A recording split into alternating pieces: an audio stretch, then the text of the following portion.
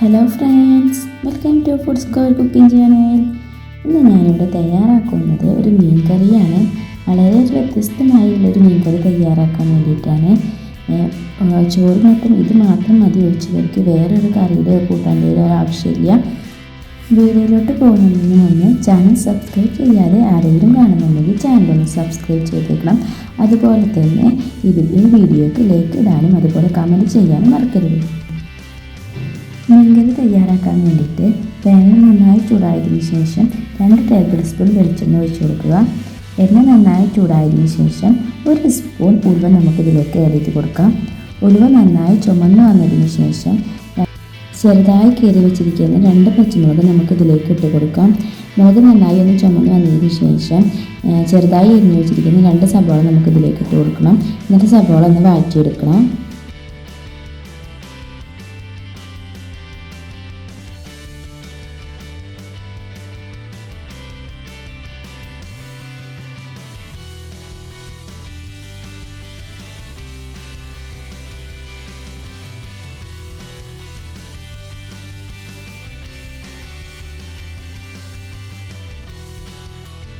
സവാള ചെറുതായി വഴറ്റി വന്നിട്ടുണ്ട്.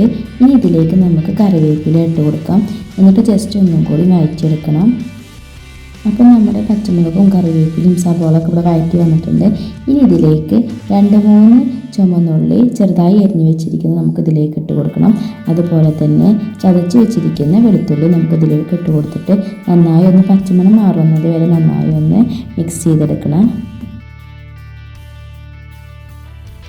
പച്ചമണം മാറിയതിന് ശേഷം പൊടിച്ച് വെച്ചിരിക്കുന്ന പെരുംജീരകം നമുക്കിതിലേക്ക് ഇട്ട് കൊടുക്കുക. എന്നിട്ട് ഒന്ന് ഇളക്കി കൊടുക്കണം. ഇനി ഇതിലേക്ക് വേണ്ട മസാല നമുക്ക് ആഡ് ചെയ്ത് കൊടുക്കാം. 1/2 സ്പൂൺ മഞ്ഞൾപ്പൊടിയും അതുപോലെ തന്നെ 1 സ്പൂൺ മുളക് പൊടിയും നമുക്കിതിലേക്ക് ഇട്ട് കൊടുത്തിട്ട് നന്നായി ഒന്ന് വഴറ്റിയെടുക്കുക. അപ്പം നമ്മുടെ മുളകും പൊടിയും മഞ്ഞൾപ്പൊടിയും അതുപോലെ തന്നെ ഉള്ളിയിലേക്കൊക്കെ നന്നായി പിടിച്ച് വന്നിട്ടുണ്ട്, നന്നായി ചുമന്ന് വന്നിട്ടുണ്ട്. ഇനി ഇതിലേക്ക് 2 വലിയ തക്കാളി ഞാനിവിടെ വേവിച്ച് വെച്ചിട്ടുണ്ട്. അപ്പോൾ വേവിച്ച് വെച്ചതിന് ശേഷം മിക്സിയിലൊന്നിട്ട് അരച്ചതാണ് കേട്ടോ ഇത്. ഈ തക്കാളിയുടെ വെള്ളം നമുക്ക് ഈ സബോളയിലേക്ക് ആഡ് ചെയ്ത് കൊടുക്കാം. അതുപോലെ തന്നെ ആവശ്യത്തിനുള്ള പുളി കലക്കിയ വെള്ളവും നമുക്കിതിലേക്ക് ഒഴിച്ചു കൊടുക്കണം. എന്നിട്ട് നന്നായി ഒന്ന് തിളപ്പിച്ചെടുക്കുക. ഇതിലേക്ക് ആവശ്യത്തിനുള്ള ഉപ്പിട്ട് കൊടുക്കണം.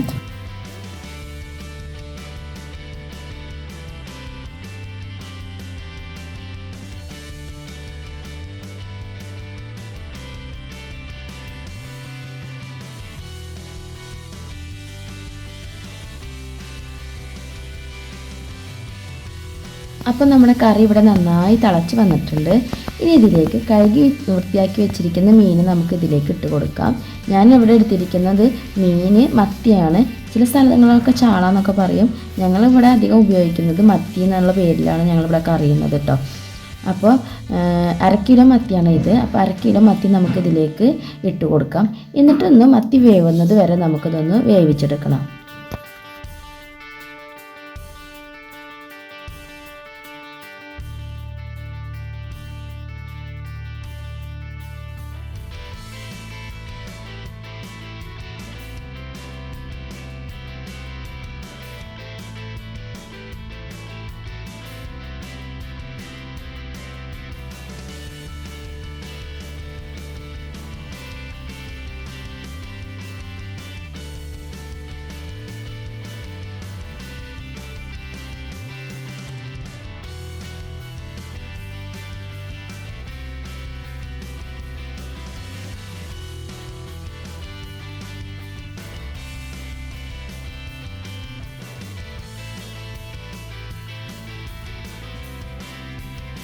ഈ മീനിൻ്റെ ഉള്ളിലേക്ക് കറിയൊക്കെ നന്നായി ഒന്ന് മിക്സ് ആവാൻ വേണ്ടിയിട്ട് ഒന്നും കൂടി നന്നായി വേവാൻ വേണ്ടിയിട്ട് നമുക്കിതൊന്ന് അടച്ചിട്ടിട്ടൊന്ന് വേവിച്ചെടുക്കാം.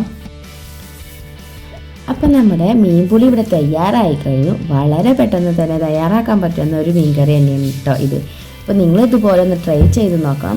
കുട്ടികൾക്കൊക്കെ കൊടുക്കുകയെന്നുണ്ടെങ്കിൽ എരിവ് കുറച്ചിട്ട് നമുക്ക് ഉണ്ടാക്കാവുന്നതാണ് കേട്ടോ. അപ്പോൾ ഇത് ചോറിനൊപ്പവും അതുപോലെ തന്നെ ചപ്പാത്തി അതുപോലെ തന്നെ കുബൂസ് അതിൻ്റെ ഒപ്പമൊക്കെ കറി ഉപയോഗിക്കാവുന്നതാണ്. നിങ്ങളിതുപോലെ ഒന്ന് ട്രൈ ചെയ്ത് നോക്കണം. എന്നിട്ട് നിങ്ങളുടെ അഭിപ്രായങ്ങളും അതുപോലെ തന്നെ നിർദ്ദേശങ്ങളൊക്കെ ഉണ്ടെങ്കിൽ കമൻറ്റ് ബോക്സിലിടണം. നിങ്ങൾ ചാനൽ സബ്സ്ക്രൈബ് ചെയ്യാതെ ആരെങ്കിലും കാണുകയാണെന്നുണ്ടെങ്കിൽ ചാനലൊന്ന് സബ്സ്ക്രൈബ് ചെയ്തേക്കണം. തൊട്ടടുത്ത് കാണുന്ന ബെല്ലൈക്കണും കൂടി ഒന്ന് ക്ലിക്ക് ചെയ്തേക്കണം. ഈ വീഡിയോയ്ക്ക് ലൈക്കും കമൻറ്റും ഇടാനും മറക്കരുത്. ഇതുപോലെ പുതിയ വീഡിയോയുമായി വീണ്ടും കാണാം.